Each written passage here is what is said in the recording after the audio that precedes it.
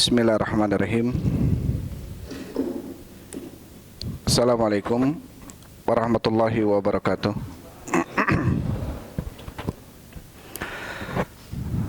Alhamdulillahilladzi arsala rasulahu bil huda wa dinil haq liyudhhirahu 'ala dini kullihi wa kafa billahi syahida wa asyhadu an la ilaha illallah wahdahu la syarika la iqraran bihi wa tauhida wa asyhadu anna muhammadan abduhu wa rasuluh. Allahumma shalli wa sallim ala nabiyyina Muhammadin wa ala alihi wa ashabihi ajmain. Amma ba'd. Ikhwan wa akhwati fillah, hafizakumullah. Hadirin wal hadirat rahimani wa rahimakumullah. Alhamdulillah, segala puji bagi Allah Subhanahu wa taala yang masih memberikan kepada kita kesempatan untuk senantiasa melaksanakan sebagian kewajiban kita selaku kaum muslimin muslimat, yaitu talabul ilm. Mudah-mudahan langkah yang kita langkahkan ke masjid ini menjadi penyebab dimudahkannya langkah kita menuju surga Allah Subhanahu wa taala. Di dalam sebuah hadis Rasulullah sallallahu alaihi wasallam, beliau bersabda, "Man salaka tariqan yaltamisu fihi ilman, sahalallahu lahu bihi tariqan ilal jannah." Barang siapa yang melangkahkan kakinya untuk mencari ilmu agama, maka Allah akan mudahkan baginya langkah menuju surga. Dan mudah-mudahan kemudahan yang Allah berikan kepada kita sehingga kita bisa berkumpul di masjid yang penuh berkah ini dalam thalabul ilm. Ini salah satu bentuk bahwasanya Allah Subhanahu wa taala menginginkan kita menjadi hamba yang lebih baik. Karena ketika Allah Subhanahu wa taala menginginkan hambanya menjadi hamba yang baik, maka Allah akan jadikan hamba tersebut orang yang faqih dalam ilmu agama. Sebagaimana dalam sebuah hadis yang sahih Rasulullah sallallahu alaihi wasallam, beliau bersabda, "Man yuridillahu bihi khairan yufaqihu fid din." Barang siapa yang Allah inginkan baginya kebaikan, maka Allah akan faqihkan dia dalam ilmu agamanya. Maka Allah akan faqihkan dia dalam ilmu agama. Jadi kebaikan yang Allah inginkan kepada hambanya bukan dengan cara ditinggikan jabatan kita dalam sebuah perusahaan, bukan dengan cara dijadikan kita orang yang kaya dalam kehidupan dunianya. Tapi ketika Allah Subhanahu wa taala menginginkan kita menjadi hamba yang baik, maka Allah akan jadikan kita hamba yang faham, hamba yang berilmu di dalam agama ini. Dan salah satu untuk terbentuknya faqih atau pemahaman dalam ilmu agama adalah dengan cara thalabul ilm atau mengkaji ilmu agama. Taib ikhwan wa akhwati fillah, hafizakumullah. Pembahasan yang akan kita bahas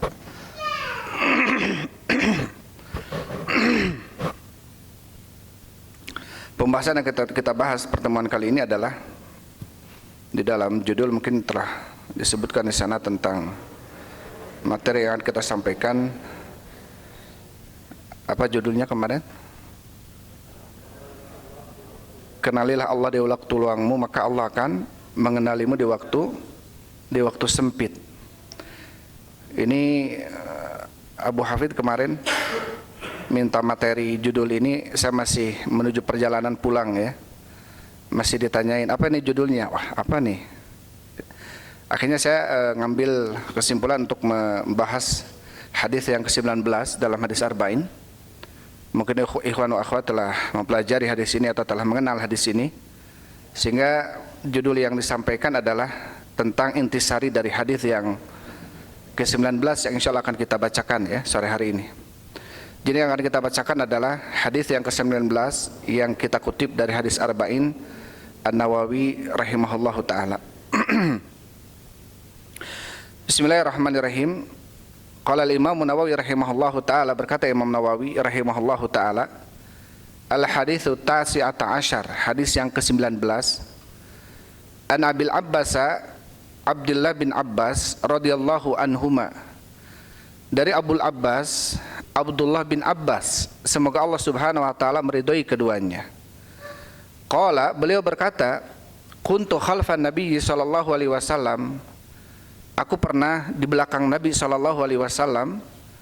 Faqala, maka Nabi mengatakan, ya gulam, wahai anak, inni u'allimuka kalimatin, saya akan mengajarkan kepadamu beberapa kalimat. Kemudian yang pertama kata Rasulullah, ihfadillah yahfadka, jagalah olehmu Allah, niscaya Allah akan menjagamu.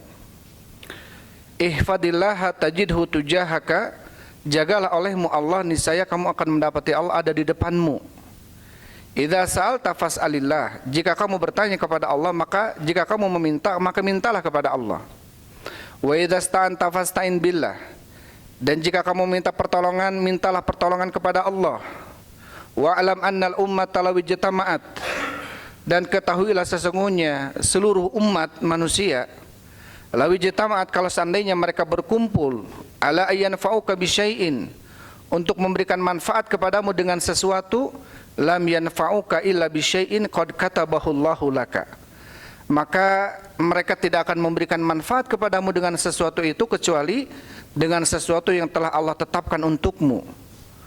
Wa in jitama'u ala ayyadurruka bisyai'in, dan apabila mereka berkumpul untuk mencelakakanmu dengan sesuatu, lam yadurruka illa bisyai'in qad katabahu Allahu alaik, maka mereka tidak mampu mencelakakanmu kecuali dengan sesuatu yang telah Allah tetapkan untukmu. Rufi'atil aklam wa jaffatis suhuf, diangkat pena dan telah kering lembaran. Rawahu Tirmidzi.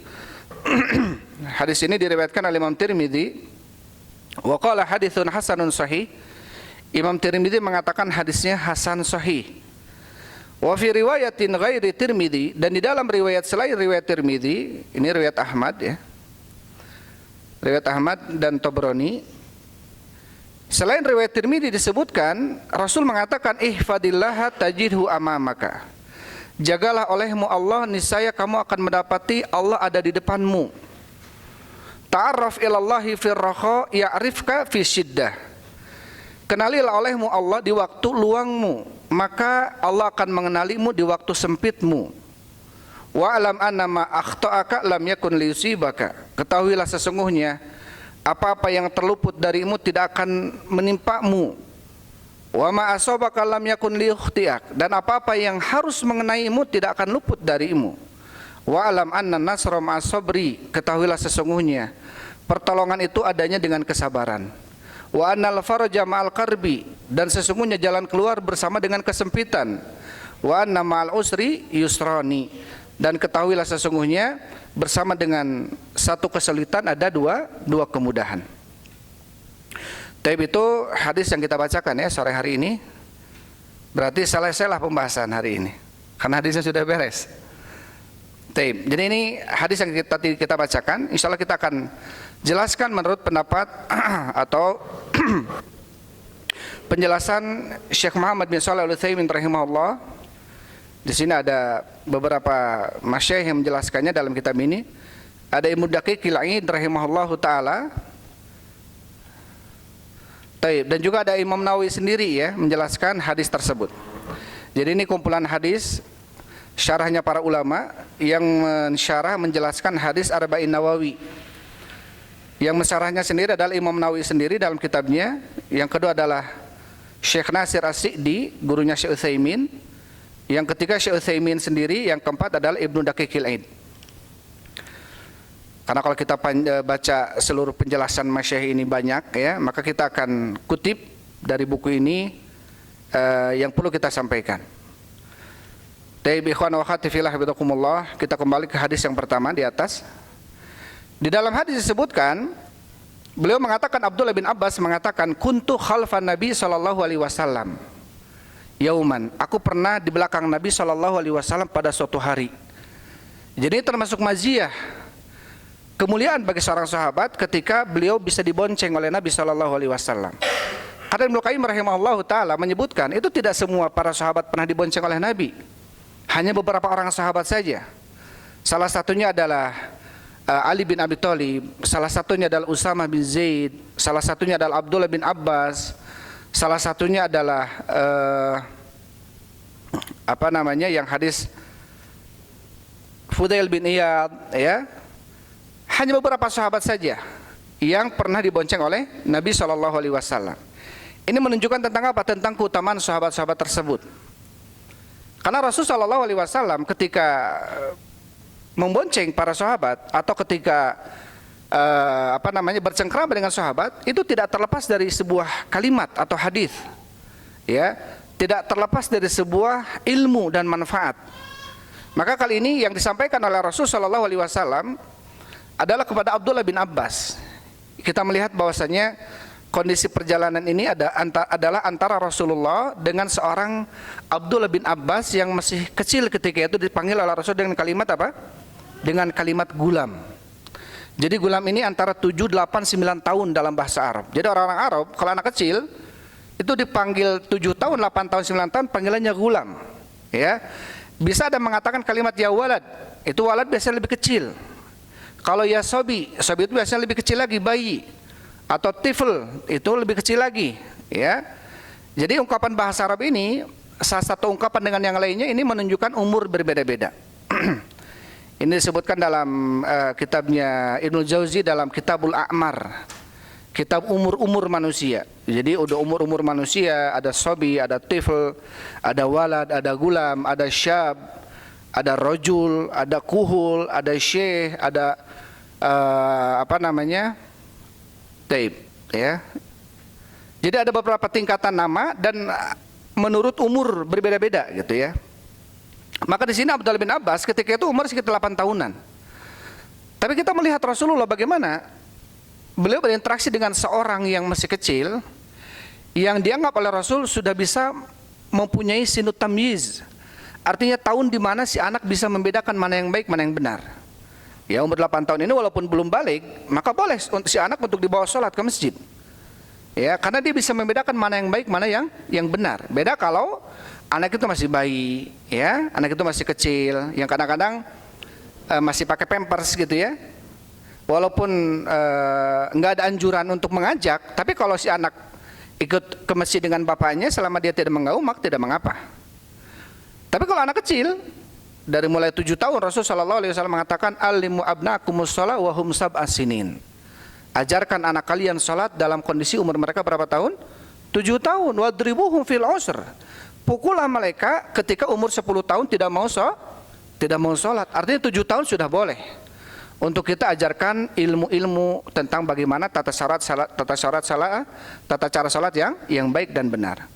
Kenapa? Karena di waktu 7 tahun seorang anak sudah bisa apa? Bisa membedakan mana yang baik, mana yang benar. Mana yang baik, mana yang buruk gitu, ya. Baik, kita kembali. Qultu khalfa Nabi sallallahu alaihi wasallam yauman, saya pernah dibonceng oleh Nabi pada suatu hari. Baik, ya. Dalam riwayat lainnya ada kuntu khalfan Nabi ala himarin, radifan Nabi ala himarin, pernah dibonceng di belakang Nabi di atas keledai. Ini menunjukkan bagaimana seorang sosok Nabi SAW, seorang pemimpin, tetapi sering mengendarai kendaraan yang namanya keledai. Jadi keledai waktu itu adalah kendaraan yang paling sederhana sekali, ya. Keledai ketika itu adalah kendaraan yang paling sederhana, karena nggak ada lagi kendaraan ketika itu. Kalau nggak keledai, kalau nggak himar, keledai atau enggak percampuran antara kuda dengan himar, bigol namanya, atau kalau enggak kuda, atau kalau enggak apa, unta. Selain itu nggak ada gitu, ya. Selain itu nggak boleh kambing ditunggangi atau kerbau ditunggangi, itu nggak boleh. Jadi kalau sekarang mungkin ukuran keledai itu mungkin sekarang apa? Backjul mungkin, ya, atau apa itu? Vespa mahal sekarang. Tapi ini menunjukkan tentang kesederhanaan Nabi Shallallahu Alaihi Wasallam, tawadunya Nabi Shallallahu Alaihi Wasallam. Taib. Kemudian mengatakan Nabi Shallallahu Alaihi Wasallam, ya gulam, wahai anak, inni u'allimuka kalimat, saya akan mengajarkan kepadamu beberapa kalimat. Nabi SAW mengajarkan kepada sosok seorang anak yang masih kecil 8 tahun dengan kalimat-kalimat yang mengandung kalimat usul. Artinya apa? Akidah, ya. Agar apa? Agar si anak walaupun masih kecil, agar terpaut hatinya dengan Allah Subhanahu wa taala, sang Khaliknya, sang penciptanya. Ya. Yang pertama, Rasulullah sallallahu alaihi wasallam mengatakan, ihfadillaha yahfadka. Jagalah olehmu Allah Subhanahu wa taala, niscaya Allah akan menjagamu. Ihfadillaha ay bimulazamati taqwahu wajtinabi nawahi. Artinya apa? Ihfadillah, jagalah olehmu Allah, ay ihfad hududahu. Jagalah batasan-batasan Allah Subhanahu wa taala dengan melakukan ketakwaannya dan menjauhi larangan-larangan Allah Subhanahu wa taala. Ini disampaikan oleh Rasul sallallahu alaihi wasallam kepada Abdullah bin Abbas yang masih kecil untuk senantiasa bertakwa kepada Allah, untuk menjaga aturan Allah, melaksanakan perintahnya, menjauhi larangan-larangan Allah Subhanahu wa taala. Apa balasannya kata Rasul? Yahfadka, niscaya Allah akan menjagamu. Yahfadka, niscaya Allah akan menjagamu. Fi nafsika amma yadurruka. Menjagamu dalam hal apa? Dalam hal yang bisa mencelakakanmu, ya. Yahfadka di sini bentuk penjagaan Allah, baik ma'iyah, nasr, artinya kebersamaan pertolongan Allah, atau penjagaan Allah dari hal-hal yang bisa apa? Membahayakan. Maka ketika kita ingin diberikan kemudahan oleh Allah Subhanahu wa taala dalam hal apapun itu, terlebih rizki, terlebih kemudahan dalam sebuah urusan, maka berarti apa? Kita harus mendekati Allah Subhanahu wa taala. Kita harus menjaga Allah Subhanahu wa taala. Banyak orang yang dia keinginannya ingin dijabah oleh Allah Subhanahu wa taala. Dia keinginannya ingin apa? Ingin dikabulkan oleh Allah Subhanahu wa taala, tapi dia jarang kemudian mendekati Allah Subhanahu wa taala. Padahal di sini apa Rasul mengatakan termasuk syarat, karena di sini ada apa namanya fiil syarat wa jawabuhu. Fiil syarat itu ihfad, fiil amr. Artinya jagalah olehmu Allah, maka balasannya Allah akan menjagamu. Kalau kamu tidak menjaga Allah, berarti Allah tidak akan menjagamu. Itu kurang lebih maknanya. Jadi bagi siapa yang ingin dijaga oleh Allah, ingin diberikan kemudahan urusannya oleh Allah, maka salah satu syaratnya adalah jagalah Allah. Ya, dengan cara apa kita menjaga Allah? Ihfad hududallah, menjaga batasan-batasan Allah, melakukan perintahnya, menjauhi larangan-larangan Allah Subhanahu wa taala. Artinya melakukan ketakwaan. Ya. Melaksanakan ketakwaan kepada Allah Subhanahu wa taala. Karena takwa adalah asal, usul, pondasi, landasan dalam kehidupan kita. Bahkan Nabi SAW itu senantiasa diingatkan oleh Allah Subhanahu wa taala untuk bertakwa kepadanya. Bukan berarti Nabi tidak bertakwa, tetapi untuk terus dalam kondisi takwa. Ya, dalam surat Al-Ahzab ayat pertama, ya ayuhan nabiyyu ittaqillah. Wahai Nabi, bertakwalah engkau kepada Allah Subhanahu wa taala. Apakah Nabi tidak bertakwa? Enggak, Nabi bertakwa. Bahkan Rasul mengatakan dalam hadis, inni akhsyakum lillahi wa atqakum lah. Saya adalah orang yang paling takut dan paling bertakwa kepada Allah dibanding kalian. Tapi kenapa kemudian Allah memerintahkan ya ayuhan nabi ittaqillah, wahai Nabi bertakwalah engkau kepada Allah? Artinya apa? Takwa kita ini bukan hanya sekali saja, sore ini kita takwa, kita besok nggak takwa lagi, enggak. Artinya apa? Terus menjaga ketakwaan, menjaga perintahnya dan senantiasa menjauhi larangan-larangan Allah Subhanahu wa taala. Kemudian ihfadillah tajidhu tujahaka. Jagalah olehmu Allah, niscaya kamu akan mendapati Allah ada di depanmu. Tujahaka di sini artinya apa? Na'imaiyatun nasr, kebersamaan Allah, pertolongannya. Karena Allah berfirman wa kana haqqan alaina nasrul mu'minin. Maka hak bagi kami untuk menolong orang-orang yang beriman. Pasti akan ditolong orang beriman. Siapa orang beriman? Orang yang menjaga perintahnya dan menjauhi larangan Allah. Maka siapapun dia, maka dia tergolong orang yang beriman. Walaupun imannya rendah, karena iman manusia itu ya tafawut, berbeda-beda iman itu. Ya, itu berbeda-beda iman itu, yazid wa yanqus. Selama dia beriman, biqaumin yudnibun, justru Allah akan mendatangkan dengan suatu kaum yang mereka itu justru berdosa sama Allah. Ini menunjukkan bahwasanya apa? Manusia kita ini manusia yang kadang apa? Khata, wajar. Tapi apa kata Rasul? Khairul khatta'ina tawwabun, sebaik-baik orang yang melakukan kesalahan adalah orang yang bertaubat. Bukan tahu dia salah, diteruskan kesalahan, bukan. Tahu dia telah melakukan salah, buru-buru dia istighfar sama Allah Subhanahu wa taala. Ya. Jadi di sini mulazamatu taqwa berupaya untuk mendekati kepada amalan takwa, bukan terus-menerus dalam kondisi takwa seperti halnya malaikat, karena nggak bisa kita. Tapi apa? Ketika kita jatuh buru-buru kembali lagi. Ya. Walladzina idza fa'alu fahishatan aw dzalamu anfusahum dzakarullaha. Orang bertakwa itu adalah dalam ayat sebelumnya, wasari'u ila magfiratin mir rabbikum wa jannatin arduha samawati wal ardu uiddatil lil muttaqin. Ya, kami telah mempersiapkan surga itu yang luasnya sebagaimana luas langit dan bumi, dipersiapkan bagi orang yang bertakwa. Siapa orang bertakwa? Alladzina yunfikuna fis sarra wa dharra. Orang yang menginfakkan hartanya dalam kondisi sempit ataupun kondisi lapang. Ya, wal kadhimina al ghaidha wal afina 'anil nas. Orang takwa itu adalah orang yang menahan amarah dan memaafkan manusia. Wallahu yuhibbul muhsinin, dan Allah mencintai orang-orang yang berbuat baik. Apalagi orang bertakwa, kata Allah, walladzina, dan orang-orang idza fa'alu fahishatan aw dzalamu anfusahum, ketika mereka melakukan amalan fahisyah, perbuatan keji, atau ketika mereka mendolimi diri mereka sendiri, artinya bermaksiat sama Allah, apa?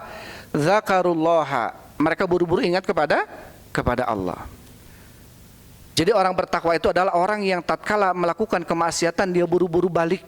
Itu orang bertakwa. Ya. Bukan orang bertakwa itu terus dia dalam kondisi takwa dan tidak pernah maksiat, tidak pernah salah, enggak. Kita ini manusia biasa. Ya, kadang-kadang jatuh kepada sebuah kesalahan yang ini adalah tabiat manusia biasa, kata Rasul sallallahu alaihi wasallam.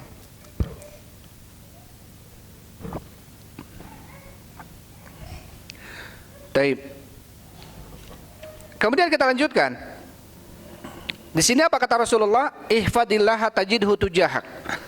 Jagalah olehmu Allah, niscaya kamu akan mendapati Allah ada di depanmu. Di depan apa? Apakah wujudiahnya? Bukan. Tapi apa? Ma'iyatun nasr, kebersamaan Allah bersama orang yang bertakwa dimanapun. Ya. Wallahu ma'akum aina ma kuntum. Dan Allah akan bersama kalian dimanapun kalian berada. Bukan Allah akan bersama dengan kita wujudnya, bukan. Tapi ma'iyah nasarnya, perhatiannya, ta'yidnya, penguatannya, pertolongannya, perhatiannya. Ya. Ma'iyah di sini adalah kebersamaan pertolongannya, kebersamaan ilmunya, kebersamaan apa? Penjagaannya. Bagi siapa? Bagi orang-orang yang beriman. Kemudian setelahnya, idza sa'alta fas'alillah, jika kamu meminta maka mintalah kepada Allah. Ini disampaikan oleh Rasul kepada siapa? Abdullah bin Abbas. Berapa tahun umurnya? 8 tahun kurang lebih ketika itu. Tetapi apa? Rasulullah memerintahkan kepadanya, kalau mau minta, minta sama Allah. Ketika kebanyakan manusia umur 8 tahun, kadang-kadang ngerengeknya apa? Ya ummi, ya abi, ya bapak, ya mama gitu ya. Minta sama ibu bapaknya. Tapi apa? Tapi Rasulullah SAW mengajarkan Abdullah bin Abbas untuk senantiasa berpangku tangan kepada Allah Subhanahu wa taala. Senantiasa apa? Meminta dulu sama Allah. Ya Allah, saya hari ini pingin ini. Tentunya baru setelah itu dia apa? Dia berupaya dan melalui sebab-sebab manusia. Maka ini perlu untuk kita apa? Senantiasa kita terapkan dalam diri kita. Ketika kita pergi berangkat di pagi hari mencari kehidupan, kita minta sama Allah. Jangan kita kemudian bersandar kepada atasan kita. Aduh, kalau hari ini nggak masuk, dikurangi jatah hari ini nggak masuk. Seakan-akan yang memberikan rezeki adalah atasan kita. Tapi ketika kita pergi, kita minta dulu sama Allah Subhanahu wa taala. Dan kemudian melakukan sebab dengan bekerja, karena itu adalah sebab. Maka senantiasa apa? Rasulullah SAW memerintahkan Abdul bin Abbas untuk menyandarkan dirinya kepada Allah Subhanahu wa taala padahal masih kecil. Ini berarti menunjukkan tentang apa? Poin-poin seperti ini perlu untuk diajarkan kepada anak-anak kita yang kecil. Ada kalanya anak-anak kita ini enggak terus kemudian apa mendapatkan kesenangan setiap apa yang dia pingin ada terus, enggak. Ya. Dia kadang harus menerima kondisinya itu, kadang-kadang memang harus bersabar. Ketika enggak ada perlu bersabar, perlu dia meminta sama Allah. Kita ajarkan kepada anak-anak. Enggak semua yang diinginkan itu enggak harus semua ada gitu. Sehingga apa? Sehingga akan terdidik si anak tersebut, dia menyandarkan urusan kepada Allah Subhanahu wa taala. Ketika ada, ucapkan alhamdulillah. Ya, dapat rezeki dari Allah Subhanahu wa taala. Walaupun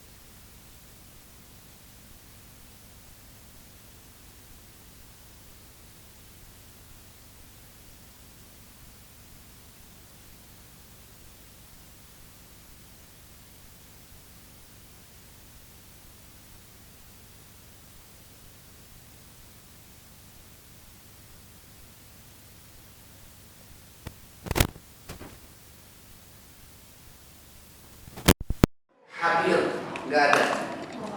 Yang kedua,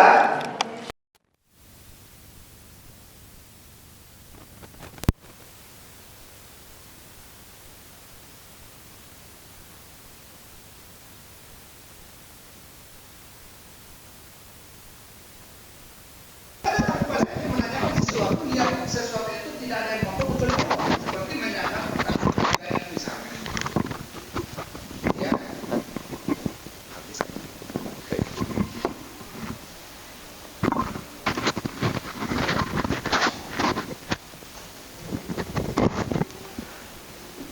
Maka berarti syarat kedua ini nggak ada, yaitu apa? Qadirnya.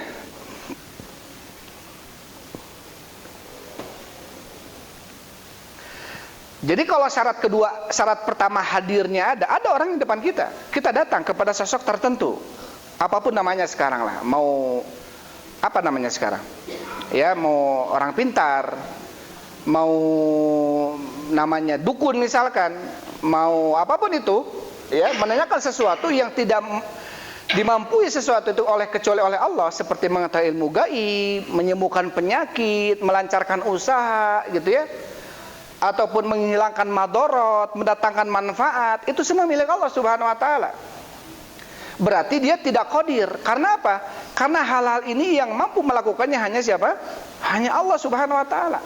Datang kepada kiai, aduh kiai punten tos salami teu hujan, pang nurunkeun hujan. Boleh nggak seperti itu? Tidak boleh. Walaupun syarat pertamanya hadir ada, tapi syarat keduanya nggak ada, yaitu qadirnya. Nggak mampu. Maka di sini Rasulullah SAW kepada Abdullah bin Abbas, idza sta'anta fasta'in billah. Dalam hal-hal yang sifatnya isti'anah, pertolongan-pertolongan yang betul-betul hanya mampu melakukannya kecuali Allah Subhanahu wa taala. Terlebih dalam hal ibadah. Makanya sering digandengkan oleh Allah Subhanahu wa taala dalam ayat seperti Al-Fatihah, iyyaka na'budu wa iyyaka nasta'in. Hanya kepadamu kami beribadah dan hanya kepadamu kami meminta pertolongan. Artinya betul-betul, ya, digandengkan oleh Allah Subhanahu wa taala dua kalimat ini, bahwasanya ibadah yang kita lakukan ini tidak terlepas dari pertolongan Allah Subhanahu wa taala. Jadi menunjukkan tidak boleh kita kemudian berbangga terhadap diri sendiri, ujub terhadap diri sendiri karena amalan yang pernah kita lakukan. Itu semua adalah pertolongan taufik dari Allah Subhanahu wa taala. Maka senantiasa kita meminta isti'anah, kemudahan di dalam hal-hal yang hanya bisa memudahkannya adalah Allah Subhanahu wa taala. Termasuk adalah urusan-urusan ibadah. Kemudian setelahnya wa'alam annal ummata, ketahuilah kalau seandainya seluruh umat manusia lawi jatamaat ala yanfa'uka bi syai'in, kalau seandainya mereka berkumpul sepakat untuk memberikan manfaat kepadamu bi syai'in dengan sesuatu, lam yanfa'uka illa bi syai'in qad katabahu Allahu lak. Maka mereka tidak akan memberikan manfaat kepadamu kecuali dengan sesuatu yang sudah Allah tetapkan untukmu. Wa in jitama'u ala yadurruka bi syai'in lam yadurruka illa bi syai'in qad katabahu Allahu alaik. Dan apabila mereka berkumpul bersepakat untuk memberikan kepadamu, ya, madarat, kecelakaan, maka mereka tidak bisa mencelakakanmu kecuali dengan apa? Dengan sesuatu yang sudah Allah tetapkan untukmu. Rufi'atil aqlam wa jaffatis suhub. Telah diangkat pena dan telah kering apa? Lembaran-lembaran.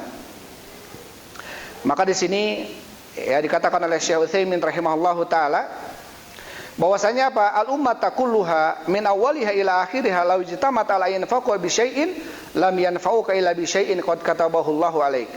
Dari mulai penciptaan Allah manusia sampai akhir penciptaan Allah, dari mulai penciptaan Allah jin sampai akhir penciptaan Allah, mereka sepakat membuat kita manfaat, maka itu tidak akan sampai kepada kita kecuali dengan takdir Allah Subhanahu wa taala. Begitu pula sebaliknya. Maka Syekh Utsaimin mengatakan apa? Wa ala hadza fa inna naf'a al-khalqi alladhi ya'ti lil insan fa huwa minallahi fil haqiqah. Maka dari kalimat ini kita bisa mengetahui bahwasanya manfaat yang sampai kepada makhluk, ya, itu hakikatnya adalah dari Allah Subhanahu wa taala. Ya ya'lamuna taib. Taib. Jadi mereka menyandarkan apa? Menyandarkan sesuatu kepada, atau mereka ya'lamuna dhahira minal hayati dunya wa hum anil akhirati hum ghafilun. Mereka mengetahui hakikat dunianya, tetapi mereka terhadap kehidupan akhirat mereka ghafil. Atau dalam ayat lainnya, mereka tahu ini adalah rezeki dari Allah Subhanahu wa taala, tetapi mereka kufur kepada Allah. Kadang-kadang ketika kita mendapatkan rezeki dari Allah Subhanahu wa taala, ya, kita menyandarkan ini adalah hasil jerih payah saya. Apa bedanya kalau begitu dengan Qarun? Ketika dikatakan kepadanya, ini harta dari Allah Subhanahu wa taala, kemudian mengatakan, innama utituhu ala ilmin indi. Sesungguhnya harta yang saya punyai ini adalah hasil ilmu yang saya punyai. Saya tahu marketingnya, saya tahu ininya, saya tahu dan lain sebagainya. Ya, sehingga apa? Wajar kalau saya berhasil. Saya jerih payahnya enggak seperti yang Anda lihat ujug-ujug kaya seperti ini, enggak. Dari kecil, dari nol saya berusaha. Dia menyandarkan itu kepada ilmunya, padahal itu semua dari Allah Subhanahu wa taala. Atau ketika dia gagal dalam sebuah usaha, dia lupa kalau yang menggagalkan itu adalah Allah Subhanahu wa taala.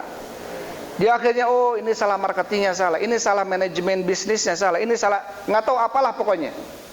Akhirnya apa? Dia lupa kalau yang membuat dia gagal dalam usaha adalah siapa? Adalah Allah Subhanahu wa taala. Ini pun perlu untuk kita apa? Untuk kita senantiasa pahami hal ini. Jangan sampai keberhasilan yang kita miliki adalah hasil jerih payah, dan kegagalan yang kita lalui pun hasil kecerobohan saya, tidak. Walaupun itu adalah sebab, tapi hakikatnya itu adalah dari siapa? Dari Allah Subhanahu wa taala. Walaupun tetap kita harus apa? Tetap kita harus mempelajari ilmunya.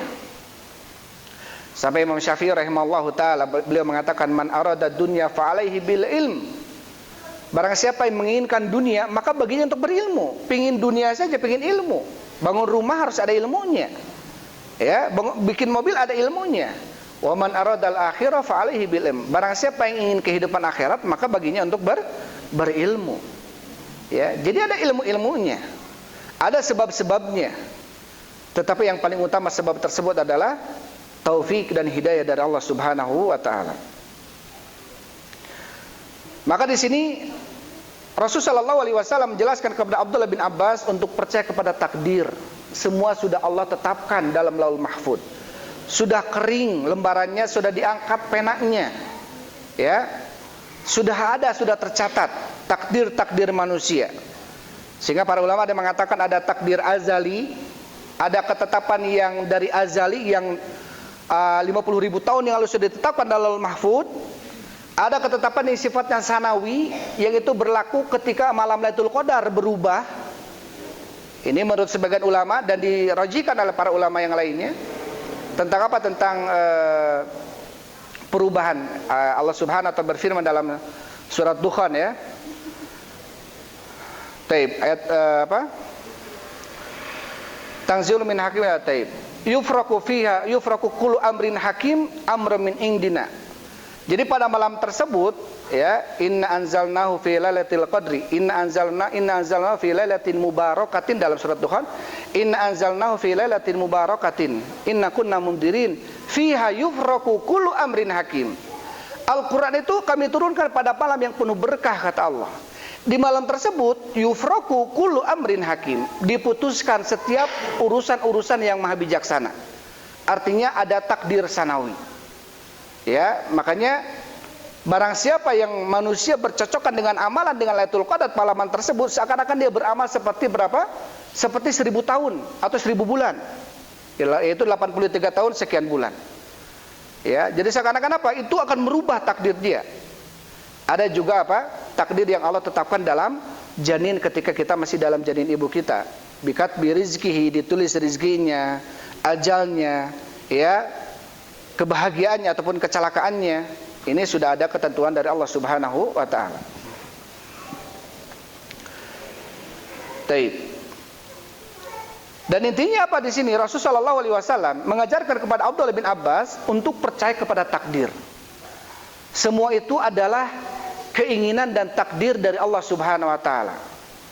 Kebaikan yang kita dapat adalah keinginan Allah, kejelekan yang menimpa kita pun adalah sudah menjadi ketetapan dari Allah Subhanahu wa taala. Dan apapun itu, kalau kita beriman, wa may yu'min billah yahdi qalbah. Ya ma asaba min musibatin Taib. Gimana dalam surat Taib. Ada surat An-Nisa, ada dalam surat setelah sebelum talak itu apa? At-Taghabun. Ma asaba min musibatin astagfirullahaladzim. Wa may yu'min billahi yahdi qalba. Barang siapa yang beriman kepada Allah, ma asaba min musibatin illa biiznillah. Tidaklah sebuah musibah yang menimpa kecuali atas izin Allah. Wa may yu'min billah, dan barang siapa yang beriman kepada Allah, yahdi qalba, maka Allah akan memberikan hidayah kepada hatinya. Artinya beriman kalau itu semua adalah dari Allah Subhanahu wa taala. Kebaikan dari Allah, kejelekan pun dari Allah Subhanahu wa taala. Taib. Kemudian setelahnya Rasulullah sallallahu alaihi wasallam dalam riwayat lainnya beliau mengatakan, ini dalam riwayat Imam Ahmad, ihfaz Allah, niscaya kamu akan mendapati Allah ada di depanmu, akan menjagamu, akan melindungimu, ya. Bukan wujudnya seperti orang-orang hululiyah, ittihadiyah, ya. Ma yakun min najwa thalathatin illa huwa rabiuhum wala khamsatin illa huwa sadisum wal adna min dzalika wal akthar illa wa ma hum aynama kanu. Ini dipahami oleh orang-orang ittihadiyah, hululiyah, bahwasanya tidaklah orang berdua kecuali Allah ketiganya, wujudnya bersama kita, gitu. Ini nggak boleh seperti itu. Yang dimaksud di sini adalah ma'iyah, kebersamaan adalah ilmunya, ya, pengawasannya, yang artinya apa? Tidak akan luput dari ilmu Allah Subhanahu wa taala.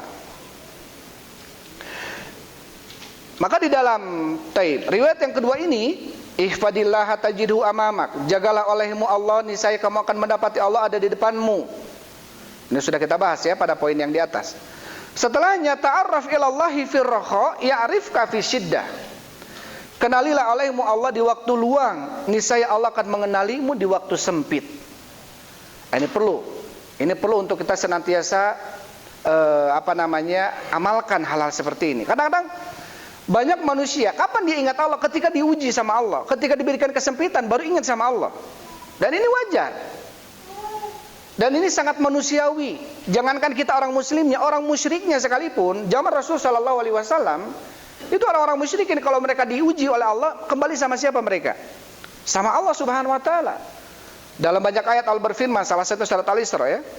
Wa idza massakumudz dzurru fil bahri dhalla man tad'una illa iyyah. Dan ketika menimpa kepada mereka kesulitan di lautan, artinya mereka diombang-ambing ombak. Kemudian apa kata Allah? Dhalla man tad'una illa iyyah. Tidak ada yang kalian seru kecuali Allah. Karena tahu yang menyelamatkan mereka siapa? Allah. Falamma najjahum ilal barri a'radtum, tatkala kami selamatkan mereka ke daratan, mereka kufur kembali. Wa kanal insanu kafura. Dan terbukti manusia itu adalah orang yang kufur. Artinya orang musyrik saja kalau diberikan musibah sama Allah, mereka kembali sama siapa? Sama Allah. Maka ini kata Syekh Muhammad bin Abdul Wahab, salah satu perbedaan orang musyrik kita dengan orang musyrik dahulu. Kalau orang-orang musyrik dahulu itu, kapan mereka musyrik? Ketika mereka senang, mereka musyrik. Tapi kalau mereka sempit, kalau mereka diberikan ujian, mereka mukhlishina lahuddin, ikhlas beragama untuk Allah. Tahu yang menyelamatkan mereka adalah Allah. Tapi ketika mereka senang, ketika mereka dapat rizki, hada lillahi wa hada li syurakaina. Kalau mereka nyembelih kurban, nggak satu mereka, dua. Ini untuk Allah, ini untuk sesembahan kami. Kalau mereka panen, ada zakatnya, dua mereka harus keluarkan. Ini untuk Allah, ini untuk sesembahan kami. Terus seperti itu. Kalau dalam kondisi senang. Tapi kalau dalam kondisi sempit, mereka kembali kepada siapa? Kepada Allah Subhanahu wa taala. Keumuman manusia seperti itu, ya. Tetapi di sini yang diinginkan oleh Rasul kepada Abdullah bin Abbas, justru apa? Sebaliknya, ingatlah olehmu Allah, perbanyaklah ingat Allah di waktu apa? Waktu lapang. Ketika kita diberikan rezeki, ketika kita diberikan sehat, diberikan umur, diberikan jasad yang kuat, gitu ya, diberikan harta, ingat sama Allah. Ingat harta dalam apa? Ingat sama Allah ketika dalam harta, mungkin sedekahnya. Ingat waktu luang dalam memanfaatkannya, ketika itu apa? Menyibukkan dengan perkara yang manfaatnya dan lain sebagainya. Karena ketika kita justru banyak mengingat Allah di waktu luang, apa kata Rasul? Ya rifka fi syiddah, maka Allah akan mengenalimu di waktu kamu sempit. Ya. Dalam hadis yang lainnya Rasulullah SAW mengatakan, man ahabba an yustijab atau an yastajiba lahu du'ahu fil qarbi falyukthirid du'a fil raha. Barang siapa yang ingin dijawab doanya ketika dia meminta kepada Allah ketika sempit, maka perbanyaklah minta kepada Allah ketika dia luang, ketika dia lapang. Kemudian potongan di sini disebutkan oleh Ibnu Daqiqil Id rahimahullahu taala. Beliau menyebutkan tentang dua sosok manusia yang sama-sama manusia tersebut ditenggelamkan oleh Allah Subhanahu wa taala. Yang pertama Nabi Yunus alaihissalam. Kita tahu Nabi Yunus alaihissalam seorang nabi yang soleh. Tapi namanya seorang nabi yang soleh, terkadang apa? Manusiawi, kesal. Dakwah kepada kaumnya, dakwah kepada umatnya, ngebangkang kaumnya, tidak ada yang ikut dengannya. Fadzahaba mughadiban. Nabi Yunus apa? Pergi meninggalkan kaumnya dalam kondisi kesal hatinya. Tadi tampi dakwahna. Kemudian apa? Naik perahu, fakana fil fulkil mashhun. Tapi ketika itu perahunya apa? Penuh. Akhirnya apa kata Allah dalam surat Shafat? Fasahama fakana minal mudhadin. Akhirnya diundi, harus ada yang terjun ke lautan. Kalau enggak mereka tenggelam semuanya. Fakana minal mudhadin, maka terbukti Nabi Yunus termasuk orang yang harus terjun ke lautan. Ketika terjun ke lautan, faltaqamahul hutu wa huwa mulim. Maka kemudian ditelan oleh ikan hut, ikan paus yang besar. Apa kemudian kata Allah? Falaula annahu kana minal musabbihin lalabitha fi batnihi ila yaumi yub'atsun. Kalaulah seandainya Nabi Yunus bukan termasuk orang yang suka tasbih di waktu luangnya, kalaulah seandainya Nabi Yunus bukan termasuk orang yang suka mengingat Allah di waktu luangnya, apa kata Allah? Lalabitha fi batnihi, betul-betul dia akan tetap dalam perut ikan paus tersebut ila yaumi yub'atsun, sampai hari dibangkitkan. Artinya sampai hari kiamat. Tetapi karena Nabi Yunus alaihissalam sosok manusia yang soleh, seorang nabi yang senantiasa ingat sama Allah Subhanahu wa taala di waktu lapangnya, ketika menimpa kepadanya kesempitan, dia langsung fanada fid dzulumati alla ilaha illa anta subhanak inni kuntu minadz zalimin. Langsung beliau meminta kepada Allah Subhanahu wa taala dalam kondisi dzulumat. Dzulumat ini jama' muannats salim dari kata dzulmun. Dzulmun, dzulmani, dzulumatun, artinya beberapa kegelapan-kegelapan. Kegelapan pertama, gelapnya malam. Kegelapan kedua, gelapnya dalamnya lautan. Kegelapan ketiga, gelapnya di dalam perut ikan paus. Ya, tapi Allah Subhanahu wa taala, zat yang maha atas yang ada di arasy, itu mendengar doanya siapa? Nabi Yunus alaihissalam. Fastajabna lahu fanajainahu minal ghammi wa kadzalika nunjil mu'minin. Maka kami jawab, ya. Kami kabulkan permintaannya dan kami selamatkan dia. Di sini apa? Disebutkan oleh Ibnu Daqiqil Id tentang apa? Tentang manfaat orang yang suka banyak ingat Allah di waktu lapang. Alhamdulillah kita diberikan kelapangan oleh Allah Subhanahu wa taala. Kita sibukkan dengan mengaji, kita sibukkan dengan hal yang bermanfaat. Karena ada masa di mana kita diberikan kesempitan, Allah akan ingat kita. Kita harus tahu bahwasannya apa? Roda ini berputar. Allah Subhanahu wa taala berfirman, "Wa tilkal ayyamu nudawiluha bainan nas." Itulah hari-hari yang kami akan putarkan kepada manusia. Kita sekarang muda, ada kalanya kita nanti tua. Kita sekarang sehat, ada kalanya nanti kita sakit. Kita sekarang ada uang, ada kalanya kita nanti nggak ada uang. Kita sekarang mungkin banyak waktu luang, ada kalanya kita nanti sibuk, nggak bisa lagi kita taklim. Makanya Rasul mengatakan iktanim khamsan qabla khamsin. Pergunakanlah 5 waktu sebelum datangnya 5 waktu. Syababaka qabla haramika. Waktu mudamu sebelum waktu tuamu. Hayataka qabla mautika, waktu hidupmu sebelum datang waktu matimu. Syuglika qabla farogika, waktu lapangmu sebelum datang waktu sibukmu. Kemudian ginaka qabla fakrika, waktu kayamu sebelum datang waktu fakirmu. Kemudian apa tadi yang belum? Sihataka qabla maradika, waktu sehatmu sebelum waktu datang waktu sakitmu. Artinya apa? Ketika orang-orang memanfaatkan waktu luangnya untuk ingat sama Allah Subhanahu wa taala, harus yakin. Tatkala kita diberikan kesempitan, apapun kesempitan, kan maknanya umum ya kesempitan. Mau dia mungkin sakit, mau dia mungkin tidak ada makanannya dia makan hari itu, mau dia mungkin bertubi-tubi musibah yang datang kepada dia. Itu namanya sama kesempitan. Tapi tatkala dia sering ingat Allah di waktu lapang, maka insya Allah Allah akan ingat kita di waktu sempit kita. Dan kata Ibnu Daqiq yang kedua adalah sosok Fir'aun laknatullah alaihi, yang sama ditenggelamkan oleh Allah Subhanahu wa taala. Ya, hatta idza adrakahul gharq, dalam surat Yunus ya. Ketika apa? Ketika menimpa kepadanya al-gharq, ya, ditenggelamkan oleh Allah Subhanahu wa taala. Al-ana amantu bi Rabbi Musa wa Harun, sekarang saya beriman kepada Rabbnya Nabi Musa dan Rabbnya Nabi Harun. Jadi ketika ditenggelamkan oleh Allah, Fir'aun dia baru beriman. Amantu bi Rabbi Musa wa Harun. Saya sekarang beriman kepada Rabbnya Nabi Musa dan Rabbnya Nabi Harun. Apa kata Allah? Al-an, sekarang ya Fir'aun, wa qad asaita qablu wa kunta minal mufsidin. Sekarang ya Fir'aun kau baru beriman, padahal dulu kau adalah asaita, orang yang berbuat maksiat. Wa kunta minal mufsidin, dan termasuk orang-orang yang membuat kerusakan. Fal yauma nunajjika bi badanika, maka hari ini kami akan selamatkan badanmu, kata Allah. Kami akan awetkan hari ini badanmu, litakuna liman khalfaka ayah, agar menjadi pelajaran bagi orang-orang setelahmu. Makanya Fir'aun diawetkan oleh siapa? Diawetkannya oleh Allah Subhanahu wa taala.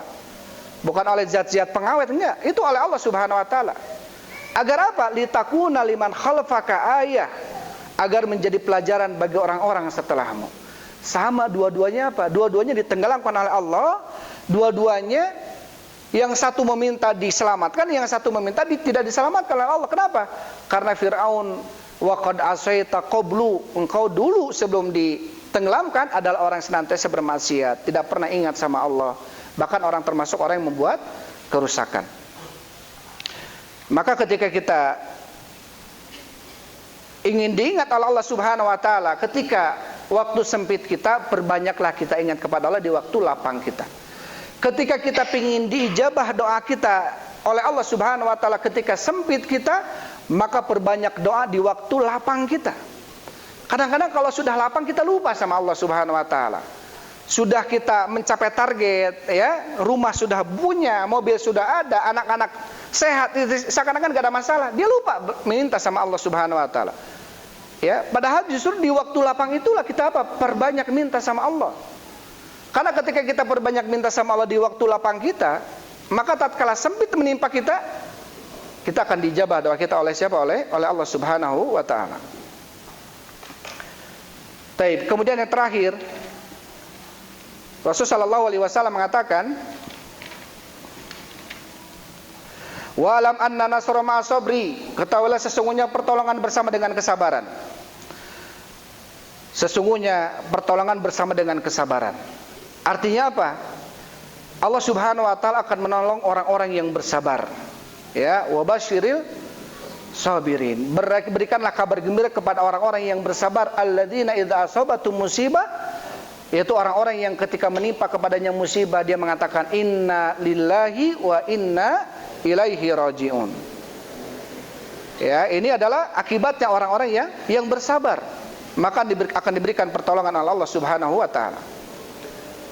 Ka'ab bin Malik, kita tahu ya, Ka'ab bin Malik, ada 3 orang sahabat yang diuji oleh Allah Subhanahu wa taala, yang disingkat menjadi Makkah. Makkah ini mimnya pertama Murarah, Ka'nya Ka'ab bin Malik, yang hanya Hilal. 3 orang sahabat. Padahal ketika perang Tabuk, bukan 3 orang saja, itu ada lebih dari 30 orang yang ikut perang, yang harusnya ikut perang. Artinya ikut perang ini adalah dia orangnya sehat, dia orang yang nggak ada udzur, bukan orang yang pincang atau cacat, ya. Dia pun seorang laki-laki, sudah ada kewajiban jihad, dia harus pergi. Dan di antara 3 orang ini, maksudnya yang tidak ikut perang bukan 3 orang ini saja, ada yang lainnya. Tapi kenapa yang diuji cuma 3 orang ini? Kalau kata Ibnu Qayyim, yang 8 atau 28 yang lainnya, Allah nggak menghiraukan mereka. Allah nggak menginginkan hidayah bagi mereka. Karena disebabkan sebagian mereka adalah orang-orang munafikin. Tapi Allah fokus kepada 3 orang ini. Tatkala nggak ikut perang Tabuk ketika itu. Intinya dalam hadis yang panjang ya, hadis riwayat Bukhari. Kemudian apa? Allah Subhanahu wa taala menguji 3 orang ini dengan 50 hari tidak diajak bicara oleh Rasulullah sallallahu alaihi wasallam. Artinya dihajar, ditahzir, dihajar, tidak diajak bicara oleh Rasulullah sallallahu alaihi wasallam. Hari pertama, hari kedua makin berat, hatta idza daqat alaihimul ard, sampai terasa sempit dada dan bumi ini, kata mereka. Hari pertama datang ke masjid, assalamualaikum, tidak ada seorang pun yang menjawab salamnya mereka. Ya, tapi ketika itu mereka masih bersama istri-istrinya. Masih bersama apa? Istri-istrinya. Ketika pulang masih bercengkrama dengan istri, istri menyabarkannya, menguatkannya. Inilah fungsi seorang istri ya. Menyabarkannya, menguatkannya ketika ada musibah, menyemangatinya. Akhirnya apa? Semangat. Ke masjid, tetap aja ke masjid walaupun nggak diajak bicara dan sebagainya. Tapi 40 hari ke sana, artinya 10 hari terakhir, Rasulullah SAW memerintahkan untuk mereka, istri-istrinya suruh pulang ke rumahnya masing-masing. Ya, pulangkan mereka ke rumah ibu-ibunya. Kemudian Ka'ab bin Malik mengatakan, utolikha, apakah saya ceraikan dia atau saya pulangkan saja? Pulangkan saja. Makanya kata Ibnu Qayyim rahimahullahu taala, kalimat pulang kamu ke rumah orang tuamu ini tidak mengandung kalimat cerai, kecuali kalau ada niat cerai. Karena itu adalah kalimat kiasan itu. Bukan kalimat jihar atau kalimat jahar ya. Kalimat kiasan. Akhirnya Pak Ka'ab bin Malik memulangkan istrinya. Jadi hidupnya sendirian.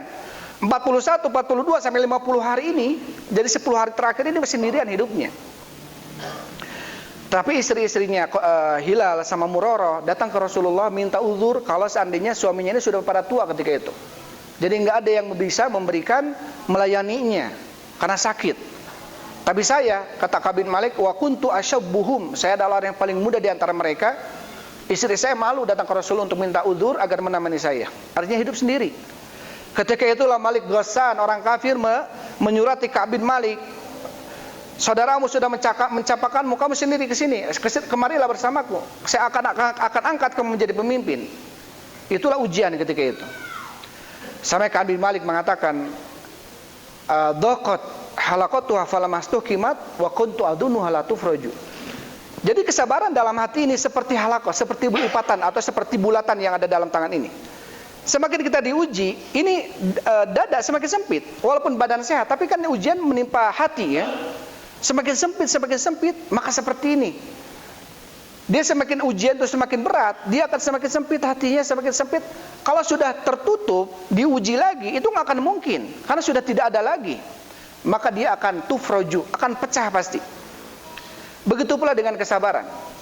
Allah akan menguji kita dan tidak akan membebankan, mendolim kita dengan sebuah ujian. Pasti Allah akan membebani sebuah jiwa pasti dengan kemampuannya, pasti mampu dia. Ya, la yukallifullahu nafsan illa wus'aha. Allah tidak akan membebani jiwa kecuali apa yang dimampui olehnya. Begitu pula dengan musibah. Ketika musibah datang kepada kita, yakin ini pasti kita bisa melaluinya. Dan nggak mungkin Allah zalim kepada seorang hamba. Nggak mungkin membebani sebuah beban di luar kemampuannya, itu nggak mungkin. Ka'ab bin Malik ketika itu dia sudah sangat hari 41, 42. Kalau sebelumnya masih kuat karena ada istrinya. Tarik 41, 42, 43 sampai 50 dia udah nggak kuat lagi dia. Tapi semakin yakin bahwasanya jalan keluar akan ada. Akhirnya datang pas hari ke-50 datang wahyu kepada Rasulullah untuk memberikan selamat kepada siapa? Ka'ab bin Malik, karena telah lulus dengan ujian. Maka di situ mengatakan wa kuntu adhunnuha la tufraju, aku menyangka tidak akan ada jalan keluar ketika itu.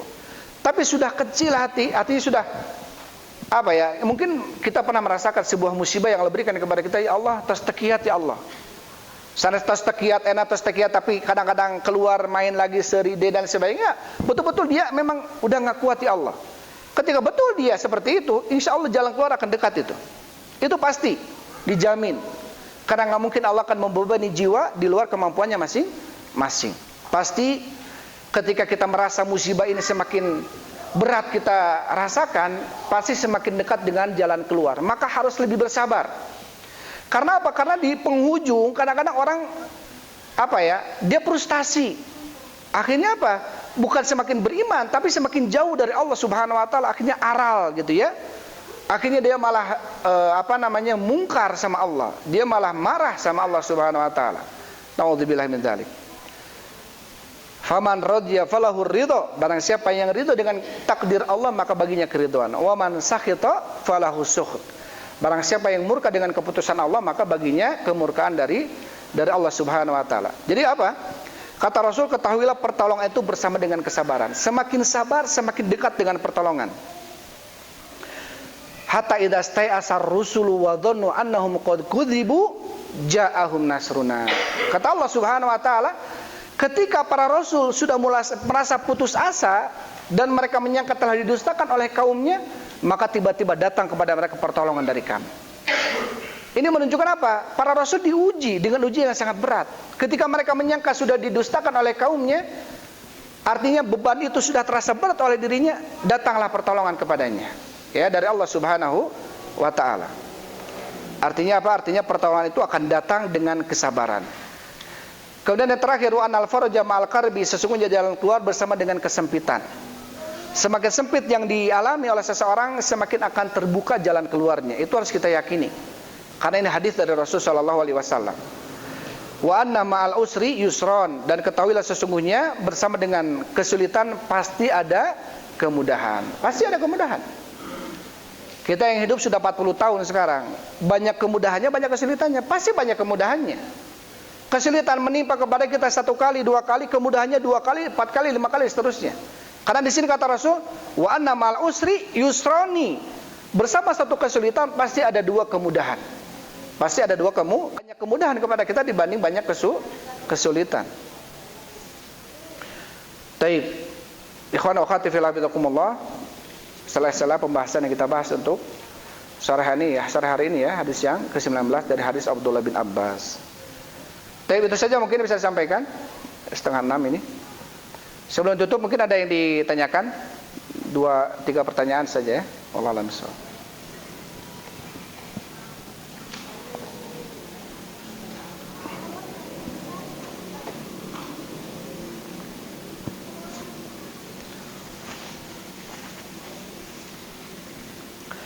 Kalau tidak ada, kita tutup saja ya kajian kali ini dengan kafaratul majlis. Subhanakallahumma rabbana wa bihamdik. Ada mangga, silakan.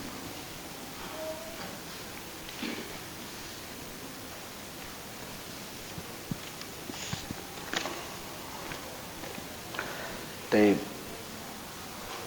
Bismillah, assalamualaikum. Ustaz izin bertanya, kalau surga seluas langit dan bumi, maka di manakah mereka? Taib. Di manakah mereka? Ya di surga. Maksudnya di manakah mereka gimana? Sekarang? Oh, di manakah neraka? Oh, masalah. Ini kayaknya sukan mereka ya. Di manakah neraka? Taib. Adapun gambaran antara surga dan neraka, intinya neraka di bawah, surga pasti di atas. Ya, itu posisinya. Adapun di manakah neraka, wallahu a'lam bishawab. Ya, intinya neraka itu ada di bawah. Surga ada di atas. Ya. Dan Allah Subhanahu wa taala sangat mampu untuk membuat alam semesta ini dengan alam semesta yang lebih besar dari ini, ya. Sangat mampu bagi Allah Subhanahu wa taala. Wallahu a'lam, posisinya di manakah neraka? Intinya posisi neraka di bawah, posisi surga di atas. Taib, wallahu a'lam bishawab.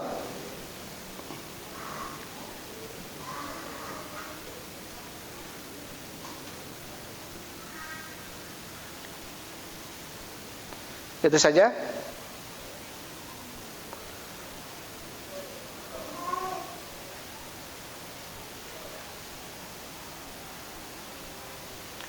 Tapi itu saja mungkin ya bisa sampaikan. Wallahu a'lam bishawab. Alhamdulillah wassalatu wassalamu ala Rasulillah. Subhanakallahumma rabbana wa bihamdik asyhadu an la ilaha illa anta astaghfiruka wa atubu ilaik. Assalamualaikum warahmatullahi wabarakatuh.